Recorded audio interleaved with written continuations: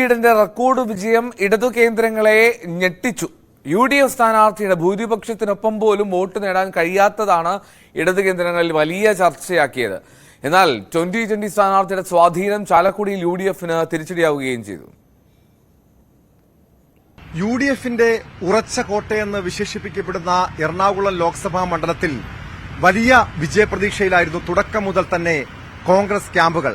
മറുവശത്ത് അട്ടിമറിയൊന്നും LDF പ്രതീക്ഷിച്ചില്ല എങ്കിൽ പോലും ഇത്രയും കനത്ത അല്ലെങ്കിൽ ദയനീയമായിട്ടുള്ള ഒരു പരാജയം അവർ പ്രതീക്ഷിച്ചതല്ല. കാരണം KJ ഷൈൻ ഇടതുപക്ഷ സ്ഥാനാർത്ഥിയായി പുതുമുഖമായ KJ ഷൈനെ അവതരിപ്പിക്കുമ്പോൾ ഹൈബീഡിന് സിറ്റിംഗ് MP ആയ ഹൈബീഡിന് ചെറിയ രീതിയിലെങ്കിലും വെല്ലുവിളി ഉയർത്താൻ കഴിയുമെന്നൊരു പ്രതീക്ഷ കണക്കുകൂട്ടലുകൾ ഇടതുപക്ഷത്തിലുണ്ടായിരുന്നു. പ്രത്യേകിച്ചും കാടടച്ചുള്ള പ്രചരണം എല്ലാ മേഖലകളിലും ഇടതുപക്ഷ സ്ഥാനാർത്ഥിയായ KJ ഷൈന്റെ സാന്നിധ്യമുണ്ടായിരുന്നു. എല്ലാ മേഖലകളിലും സ്ത്രീകളുടെ അടക്കം പിന്തുണ നേടാൻ കഴിയുമെന്ന പ്രതീക്ഷയുണ്ടായിരുന്നു. പക്ഷേ അതെല്ലാം കാറ്റിൽ പറത്തിക്കൊണ്ടാണ് ഹൈബീഡൻ ഉജ്ജ്വല വിജയം നേടിയത്. അതായത് റെക്കോർഡ് ഭൂരിപക്ഷത്തോടുകൂടിയാണ് എറണാകുളം ലോക്സഭാ മണ്ഡലത്തിൽ തുടർച്ചയായ രണ്ടാം തവണ ഹൈബീഡൻ വിജയക്കൊടി പാറിക്കുന്നത്. അതായത് 2.5 ലക്ഷം, കഴിഞ്ഞ തവണ 1,69,000 വോട്ടിന്റെ ഭൂരിപക്ഷം, അത് റെക്കോർഡ് ഭൂരിപക്ഷമായിരുന്നു.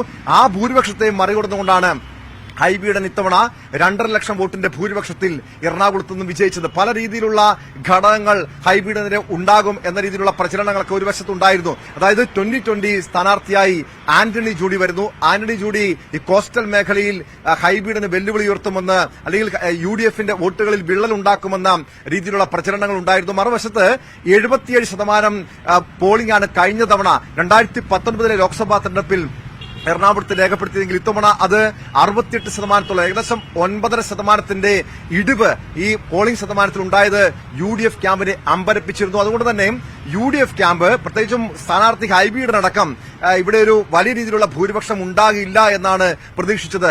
അവർ പോലും വിലയിരുത്തിയത് ഏകദേശം വിജയിക്കും, 1 ലക്ഷം വോട്ടിന്റെ ഭൂരിപക്ഷത്തിൽ വിജയിക്കുമെന്നാണ് UDFന്റെ കണക്കുകൂട്ടലെങ്കിൽ ആ കണക്കുകൂട്ടലുകൾ പോലും തെറ്റിച്ചുകൊണ്ടാണ് എറണാകുളത്തെ വോട്ടർമാർ ഹൈബീഡിന് ഉജ്ജ്വല വിജയം സമ്മാനിച്ചത്. മറുവശത്ത് ഇനി ചാലക്കുടിയിലേക്ക് വരികയാണെങ്കിൽ, ചാലക്കുടിയിൽ UDF നേരത്തെ എറണാകുളത്തെ പോലെ തന്നെ, എറണാകുളം ലോക്സഭാ മണ്ഡലത്തിൽ പോലെ തന്നെ UDFന്റെ ശക്തമായ അടിത്തറയുള്ള ഒരു മണ്ഡലമാണ് ചാലക്കുടി. എങ്കിൽ പോലും ഇത്തവണ സിറ്റിംഗ് MP ആയ ബെന്നി ബെഹനാനെ സംബന്ധിച്ച് എതിർഘടകങ്ങൾ പലതുണ്ടായിരുന്നു. അദ്ദേഹത്തിനെതിരായിട്ടുള്ള വികാരം വോട്ടർമാർക്കിടയിൽ തുടക്കം മുതൽ തന്നെ പ്രതിഫലിച്ചു. മാത്രമല്ല മുൻ വിദ്യാഭ്യാസ മന്ത്രി C രവീന്ദ്രനാഥ് അവിടെ ഇടതുപക്ഷ സ്ഥാനാർത്ഥിയായി വന്നപ്പോൾ ഒരു അട്ടിമറി വിജയം ഇടത് ക്യാമ്പ് പ്രതീക്ഷിച്ചതാണ്. മാത്രമല്ല അവസാനം വരെയും ശക്തമായ മത്സരമാണ് ഇടത് ക്യാമ്പ് C രവീന്ദ്രനാഥ് മുന്നോട്ട് വെച്ചത്. അതോടൊപ്പം 2020 സ്ഥാനാർത്ഥിയായി ചാർലി പോൾ വന്നപ്പോൾ കത്തോലിക്ക വോട്ടുകളിൽ വിള്ളലുണ്ടാക്കാൻ കഴിയും, അത് UDFന് വലിയ തിരിച്ചടിയാകുമെന്നൊക്കെ രീതിയിൽ വിലയിരുത്തപ്പെട്ടെങ്കിലും അവസാനം ശക്തമായ മത്സരമാണ് നടന്നതെങ്കിൽ പോലും ബെന്നി ബെഹനാൻ 60,000-ലധികം വോട്ടിന്റെ ഭൂരിപക്ഷത്തിൽ വിജയിച്ചു. പക്ഷെ അത് വിജയത്തിൽ അല്പം തിളക്കം കുറഞ്ഞു എന്ന് തന്നെ പറയേണ്ടി വരും. കഴിഞ്ഞ ലോക്സഭാ തെരഞ്ഞെടുപ്പിൽ 1,32,000 വോട്ടിന്റെ ഭൂരിപക്ഷത്തിലാണ് ബെന്നി ബെഹനാൻ വിജയിച്ചതെങ്കിൽ ഇത്തവണ ഭൂരിപക്ഷം കൃത്യം പകുതിയായി കുറഞ്ഞത് UDFനെ വല്ലാത്ത രീതിയിൽ തന്നെ അമ്പരിപ്പിച്ചിട്ടുണ്ട്. കാരണം ഈ രീതിയിലുള്ള ഒരു നീക്കമല്ല അവർ പ്രതീക്ഷിച്ചത്. വലിയ രീതിയിലുള്ള, കാരണം എറണാകുളത്തെ പോലെ തന്നെ സമാനമായ രീതിയിൽ ഒരു വിജയം ചാലക്കുടിയിൽ ഉണ്ടാകുമെന്ന് കണക്ക് കൂട്ടിയെങ്കിൽ പോലും അത് പല രീതിയിലുള്ള പല എതിർഘടകങ്ങളും ബെന്നി ബെഹനാന് തിരിച്ചടിയായി. പക്ഷെ എങ്കിൽ പോലും അവിടെ 60,000-ലധികം വോട്ടിന്റെ ഭൂരിപക്ഷത്തിൽ വിജയിക്കാൻ കഴിഞ്ഞത് UDFനെ സംബന്ധിച്ച് ആശ്വാസം നൽകുന്ന കാര്യമാണ്. ടോം കുര്യാക്കോസാണ് കൊച്ചിയിൽ നിന്ന് വിവരങ്ങൾ നൽകിയത്.